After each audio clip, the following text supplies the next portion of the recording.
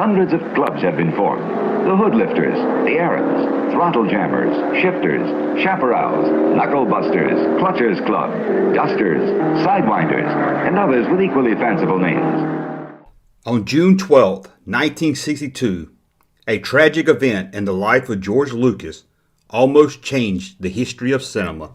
Just 3 days after his high school graduation, Lucas was at the crossroads of what he would do with the rest of his life. His father wanted him to come work for him in their stationery store. However, George Lucas had other dreams in mind. Stock car racing has changed the American automobile almost beyond recognition in the past few years. He wanted to be a race car driver. He spent a lot of his high school years racing in the underground California circuit at fairgrounds. Making movies was the furthest thing on his mind. As he would later tell Film Quarterly in 1974, I really didn't pay much attention to movies. I would go to the theater looking for girls or to goof off. However, George Lucas's dream of becoming a race car driver was about to end. As he was heading home in his small barraquina after leaving the library with his classmate Frank Frietta, who was following behind Lucas in his Chevy Impala, Lucas sped down the street, heading to his California home. Frank started to pass. Lucas, not seeing the car about to pass him, turned to pull into his driveway of his home. Frank's Impala crashed into George Lucas's car, causing it to flip several times before hitting a tree. His friend, Frank, in a much bigger car, hardly had any damage and walked away with barely a scratch. However, for Lucas, the crash was much worse. During the rollover, Lucas's seatbelt snapped, throwing him from the vehicle.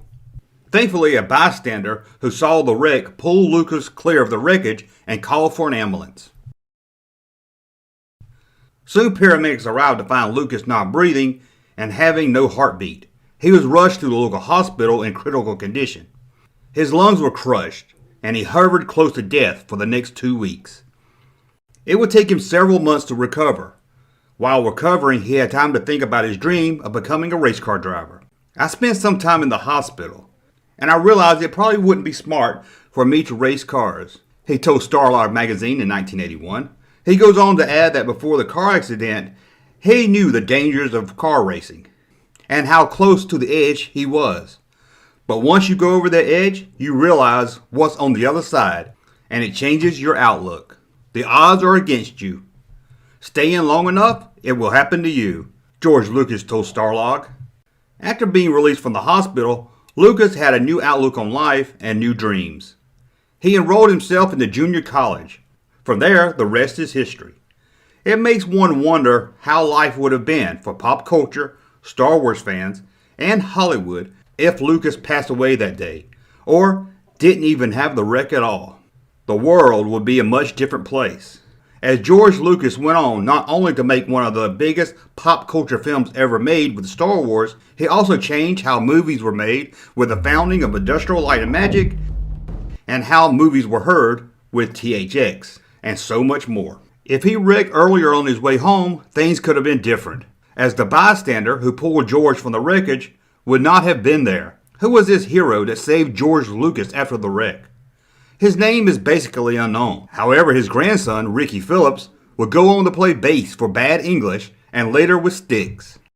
And Ricky's stepsister would come to play her own part in the history of Star Wars. The perfect person to take over the company was Kathy. It was just such a perfect fit. As she would become president of Lucasfilm, Kathleen Kennedy. This just goes to show how much a tragic event in your life can actually turn out for the better.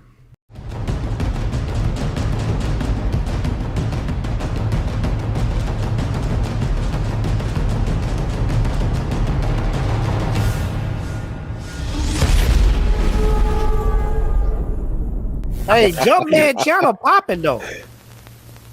Thank you, sir, for that unsolicited testimony.